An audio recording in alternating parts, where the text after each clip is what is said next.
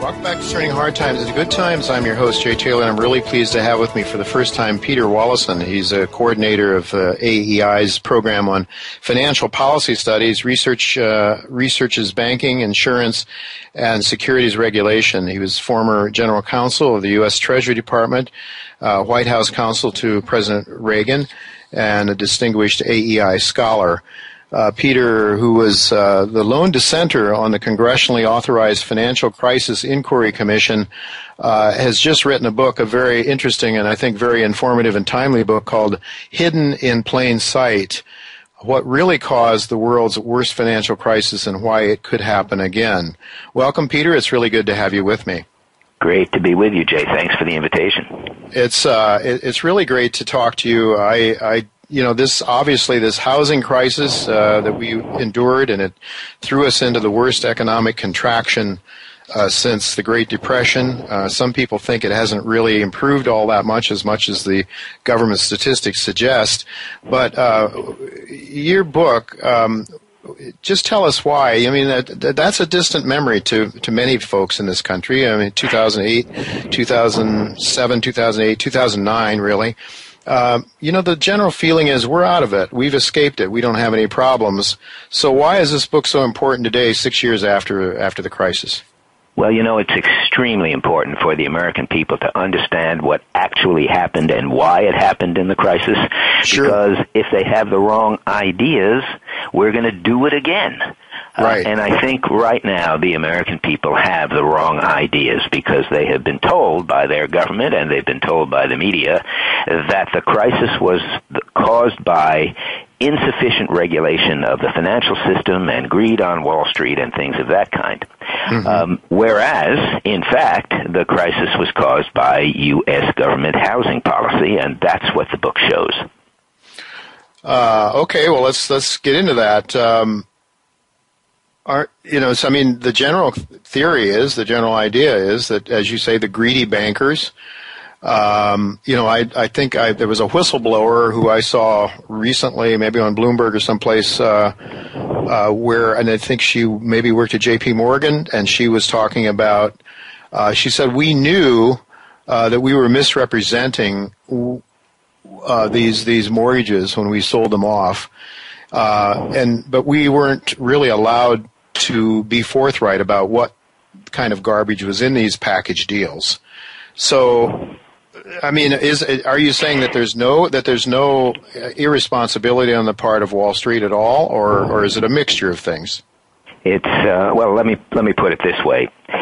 In 2008, just before the financial crisis, a majority of mortgages in the United States were what we would call subprime or very weak mortgages with, say, low down payments and that sort of thing. It's right. A majority of mortgages in the United States. Of those, 76% were on the books of government agencies. Uh-huh. The remaining 24% were on private books.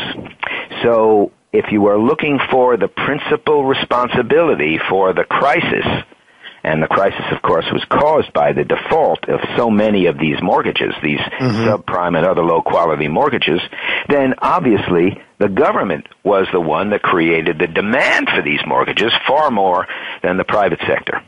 Right. And there is more to be said about this because when the mortgages that were created by the private sector, originated by the private sector, were originated principally in response to requests by government agencies, principally Fannie Mae and Freddie Mac, two gigantic government-backed mortgage companies, that they wanted mortgages that had been made to people who were at or below the median income in the places where they lived.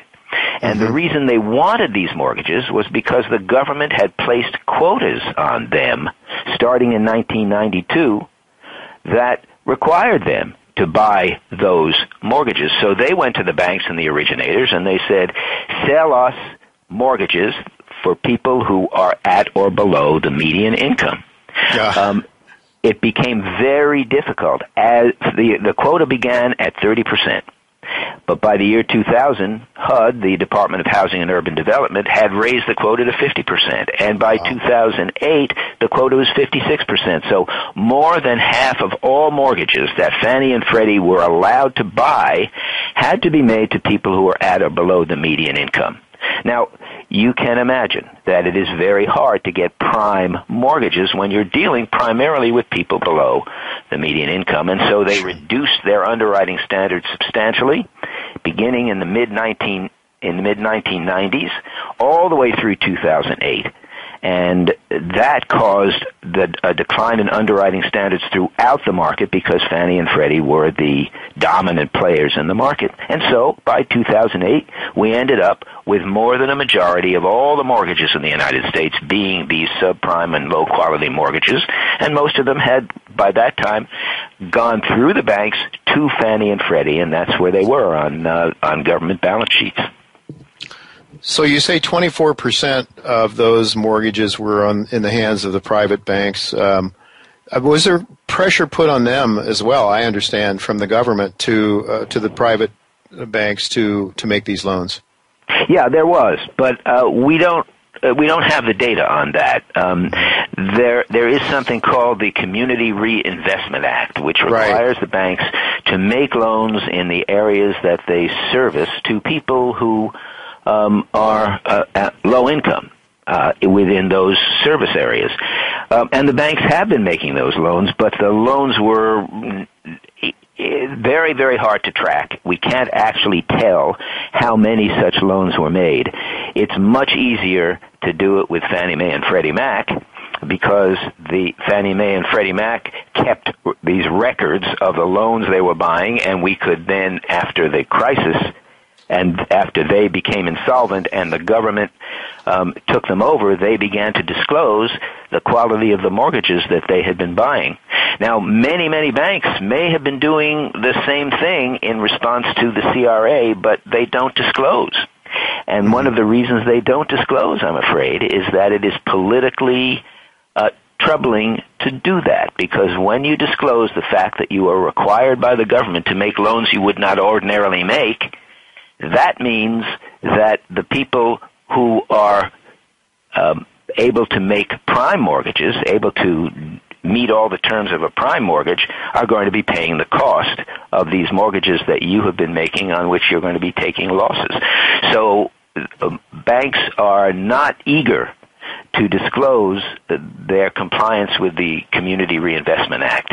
And so I did not cover that in great detail in the book, although it's discussed.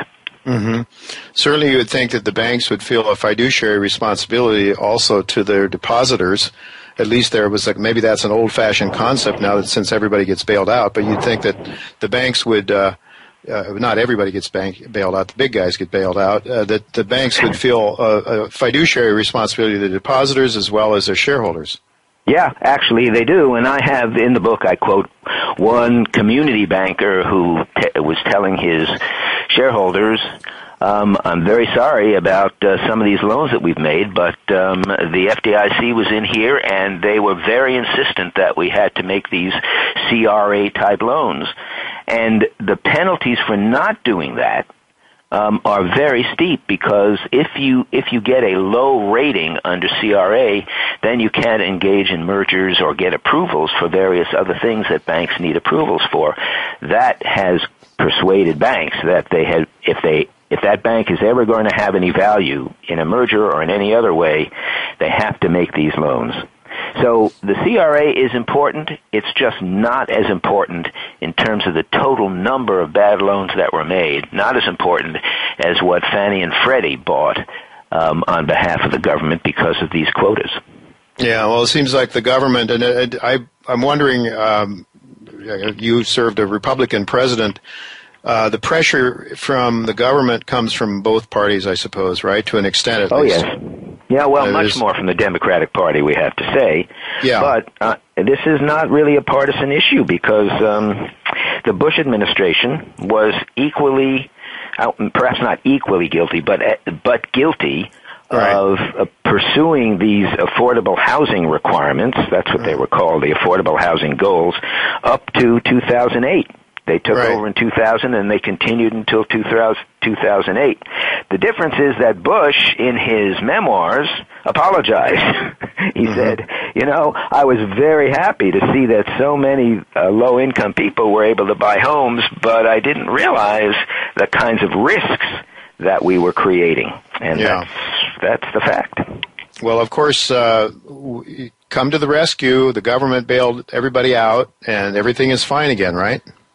Well, I wish it were, but you see, once you blame the private sector and you say the financial crisis was the result of insufficient regulation of the private sector, there's one result, and that is that the government then adopts a new regulatory law called the DoddFrank Act, the most repressive piece of regulatory legislation since the New Deal. That is responsible for the very slow recovery we have had from the recession of 2009 that followed the financial crisis. This is the slowest recession since slowest recovery from a recession since the mid-60s, and that, I believe, is because of this very repressive Dodd-Frank Act. But one other thing happens, and that is, if you blame the private sector, then you're not to blame. That is, the government isn't to blame for what it did. Right. And as long as that is true, now the government can go on and do the same thing again, and that's what, unfortunately, we are seeing. The government is doing exactly what they did before the financial crisis. Just more of it. And your conclusion is then that they could be setting the table for another event? Absolutely. Unless we change the policies. And the only way we will change the policies if the American people understand what happened. And that's why I wrote the book. Well, that's exactly right. I mean, unless you understand and properly diagnose the problem, you're going to come to wrong conclusions about its cause, and you're going to continue to do the same thing over and over again. I could find a number of policy areas in U.S. government that seems to happen. It seems like there must be somebody that's happy with the way things exist, and they don't want to change, I suppose. Yeah. So I guess certainly, I mean, it would seem to me that there also the agencies, the credit rating agencies, though, would you put some blame there as well? Because it seemed to me maybe the government again was putting pressure on the rating agencies to allow all these loans to be purchased and so forth. That's hard to know, but I suspect the rating agencies were also somewhat at fault. It's very hard to understand why their models of the financial system and the housing economy were so bad.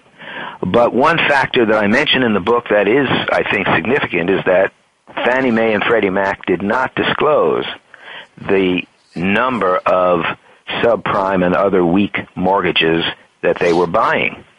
So that all the time while the rating agencies were rating some of these mortgage-backed securities as AAA, that is the private securities, they were rating them as AAA, they did not know that there was about 3 times as many subprime loans outstanding as there actually were, because Fannie and Freddie were not disclosing it. If they had known that, it's entirely possible that they would have changed their models and they would have said, gee, this is going to be very risky if any of these loans, if we ever come to the end of this bubble that we had between 1997 and 2007, if we ever come to the end of it, there's going to be hell to pay because all of these really poor quality mortgages are going to default when everything stops. Yeah. Well, it's a shame. It's a tragic period of our history, no doubt about it. But I would really suggest to our listeners, hidden in plain sight, what really caused the world's worst financial crisis and why it could happen again. It's a must-read. As a citizen, you deserve, you owe it to your fellow Americans to read this book and to explain to them. We need to understand what caused the problem in order to fix it. And I want to thank you, Peter, very much for being with us today. Sorry we don't have more time. I had plenty more questions to ask you, but I really hope our listeners will go out and read this book because I think it's a very important. Thank you very much for writing it and sharing your time with us today, Peter. Thank you. Thank you, Jay. Take care.